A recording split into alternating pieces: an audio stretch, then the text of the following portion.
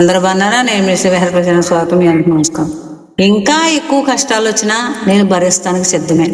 ఎందుకంటే ఒక్కసారి నారాయణుడు ఒక్కసారి దర్శనం ఇచ్చి ఇక నీ జీవితంలో ముందు కూడా కష్టాలే ఉన్నాయి, నువ్వు అయ్యే భరించాలంటే నేను ప్రిపేర్డ్గా ఉంటాను.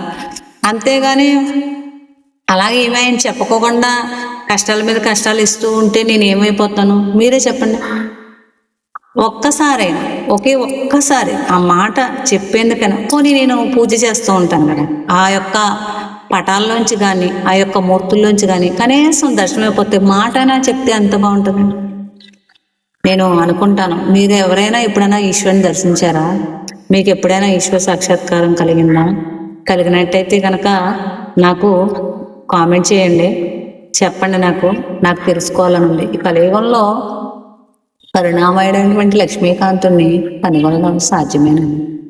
అవును, అంతటా ఆయనే అని తెలుసుకున్నాను, కానీ నాకు ఆయన పరీక్షలు భరించలేక ఆ బాధలు భరించలేక విపరీతంగా ఏడుపు వచ్చేసినప్పుడు ఏడ్చేసి నువ్వు ఇందుకే పుట్టావు అని ఒక్క మాట చెప్తే బాగుండు. ఆయన ఒక్కసారి దర్శనమిస్తే చాలు. ఎలా ఉన్నానంటే నిజంగా ఆయన్ని చూడాలని ఉన్మాదం పెరిగిపోయింది నాకు. పిచ్చి, విపరీతమైన పిచ్చి. నారాయణుడు లక్ష్మీపతి, ఆయన ముగ్ధ మనోహర రూపం, ఆయన సాక్షాత్కారం.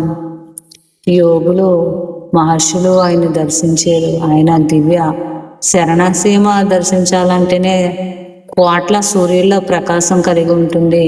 ఆ ప్రకాశం నేను భరించలేననేమో ఆయన నాకు దర్శనం ఇవ్వట్లేదు.